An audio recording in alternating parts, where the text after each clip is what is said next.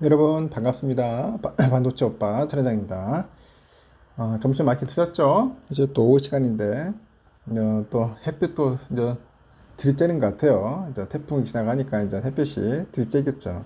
이 습도가 더 높아가지고 더 날이 무진장 더울 수도 있습니다. 하여튼 여러분 피해 없길 바랄 뿐이에요. 피해가 없겠죠, 당연히. 이번 태풍이 좀 조용하게 지나갔으면 좋겠네요. 요즘 보니까 2차 전지에 대한 열풍은 아직도 식지는 않은 것 같습니다. 그래서 2차 전지 열풍이 주요 증권사의 상반기 실적을 좀 이끌은 것 같아요. 2분기 무더기 주가 하락 사태에 따라서 그 CFD, 그 미수금하고 부동산 그 프로젝트 파이낸싱 PF죠. 이거에 대한 대출 손실이 우려됐지만은 주식 거래대금 확대로 수수료 수익이 크게 개선이 돼가지고 실적을 끌어올렸다. 그런 겁니다. 실적을 올렸다.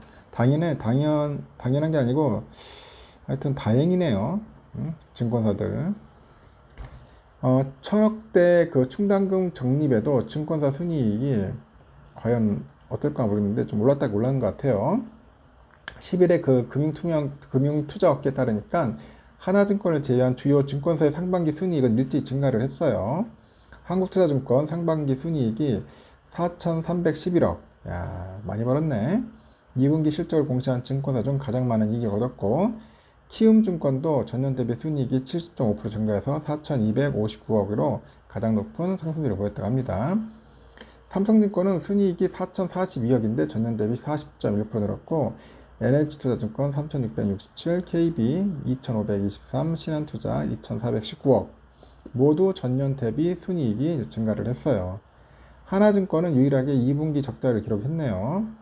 상반기 순이익은 전년 대비 75.1% 감소해서 345억 기록했고, 미래에셋도 아직 2분기 실적을 공개하지는 않았습니다. 증권사들은 2분기 CFD하고 부동산 PF 등의 부실 위험에 대비해서 충당금을 대규모로 쌓았어요. 이에 상반기 실적이 크게 하락할 것이라는 그 우려가 제기된 바 있는데, 한국투자증권은 CFD하고 부동산 PF의 위험에 대응하기 위해서 2분기에 충당금 1,000억 정도를 적립을 했어요.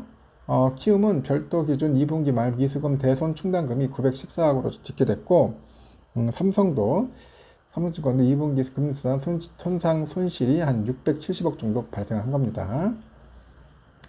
여기 근데 그 주식 거래 증가에 따른 수수료 그 수익이 실적을 끌어올린 것으로 나타났고, 특히 2차 전지 열풍이죠. 이 코스닥 시장에서 상장된 종목들에서 손바뀜이 활발히 이루어졌다고 합니다. 지금 상반기 에코프로의 회전율이 623% 되는가 봐요. 코스닥 상장 종목 평균의 299.36%를 훌쩍 넘었습니다. LNF, 에코프로 그룹진 그 에코프로 HN도 회전율이 각각 632, 406% 달하네요. 에코프로 BM의 회전율은 257.8%, 코스닥 평균에는 못 미쳤는데, 코스피 상장 종목 평균이 147.63%를 크게 상회를 한 거죠. 회전율은 거래량을 상장 주식수로 나눠서 산출한 것인데, 회전율이 높을수록 투자자 간의 그 거래가 빈번했다는 겁니다. 시장 전체에서도 코스닥 거래대금의 증가율이 두드러졌는데, 코스닥 시장의 지난 상반기 일평균 거래대금은 10조 960억이에요. 전년 동기 대비 25.6% 증가했고, 반면에 코스피 시장의 일평균 거래대금 9조 2,800억, 전년 동기 대비 11.1% 정도 감소를 했어요. 참고하시면 될 것 같습니다. 다행이네요. 증권사도 좀 박살날 줄 알았는데 그렇진 않은 것 같아가지고 지금 전 세계가 지금 아직도 인플레이션으로 몸살을 앓고 있는데 그런 상황에서 중국만 현재 디플레이션에 빠져 있어요. 세계 경제에 현재 먹구름이 끼고 있다. 그렇게 보십니다. 중국뿐 아니라 일본도 디플레이션을 겪고 있지만은 일본의 디플레이션은 만성적인데 비해서 중국의 디플레이션은 최근 불거지고 있고 전 세계는 아직도 인플레이션으로 몸살을 앓고 있어요. 미국의 경우 연준의 공격적인 금리 인상으로 인플레이션이 많이 둔화됐으나 여전히 높다고 합니다. 오늘 10일 발표되는 미국의 그 소비자 물가지수 CPI는 전년 대비 3.3% 증가했을 것으로 예상되는데 연준의 목표치 2%를 크게 상회한다고 하죠. 잇따라서 연준이 한 차례 또 금리를 인상할 가능성이 높아요. 영국도 지난 6월 CPI가 7.3%를 기록을 해서 영국의 중앙은행인 영란은행이 금리를 더욱 올릴 전망이라 합니다. 인플레이션이 많이 둔화하긴 했는데 전 세계가 아직도 인플레이션에 시달리고 있는 겁니다. 그런데 유독 중국만 디플레이션에 진입을 했어요. 9일날 중국 국가통계국이 7월 CPI가 전년 대비 0.3% 하락을 했고 이로써 중국 CPI는 21년 2월 이후 2년 반 만에 처음으로 마이너스를 기록을 한 거죠. 블룸버그에서도 이를 두고 중국이 확실하게 디플레이션에 빠졌다 이렇게 진단을 합니다. 중국이 디플레이션에 빠진 것은 소비자들이 소비를 하지 않기 때문이에요. 소비를 안 해. 6월 말 현재 중국인들은 6조 한 7천억 달러 정도 달하는 막대한 자금을 그 예금으로 은행에 묻어두고 있어요. 그럼에도 소비를 하지 않는 것은 미래가 불확실하기 때문이겠죠.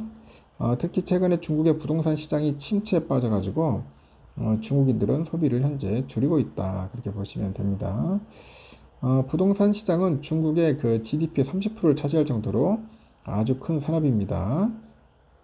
이 산업이 위기를 맞다 보니까 중국인들은 소비를 줄이고 있어요.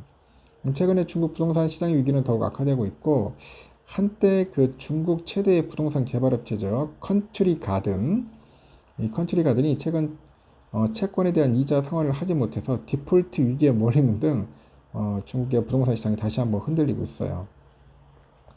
월스트리트 저널에 따르니까 컨트리 가든은 지난 6일 만기 도래한 액면가 10억 달러의 그 채권 두 종에 대해서 이자 2,250만 달러를 상환하지 못했습니다. 이번에 이자를 지불하지 못했지만 최종 디폴트 선언 전 30일간의 유예기간을 가져요. 이후에 가장 가까운 이자 그 지급일은 오는 9월 17일과 27일인데 두 개 종목에 대해서 약 5,538만 달러의 이자를 지급해야 돼요. 연말까지 지급해야 할 이자는 모두 57억 6천만 달러에 달한다. 참 심각합니다. 앞서 2년 전 중국의 유명 부동산 개발업체 에베그란데죠. 에베그란데 중국명 헝다라고 하는데 여기도 디폴트를 맞아가지고 중국 부동산 시장에 찬물을 끼얹었었죠. 하여튼 지금은 상당히 어렵다는 겁니다. 이러다 보니까 부동산 시장이 위기를 맞아서 중국인들은 소비를 늘릴 엄두를 내지 못해요. 이에 따라서 중국 경제가 디플레이션에 빠질 것 같다. 그런 이야기가 있는 것 같습니다. 현재 삼성전자는 여러분들 아시다시피 좀 별로 좋지는 않습니다. 뭐 좀 비리비리해요. 67,900원 또 빠지기 시작해가지고 상당히 짜증을 날 수밖에 없다. 그런 모습이 보이고 있고요. 우선주도 지금 56,000원 정도 지금 와리가리하고 있어요. 본주는 한 68,000원 정도에서 왔다 갔다 하고 있고 한 갭 차이는 12,000원 정도 이 사이에서 왔다 갔다 할 겁니다.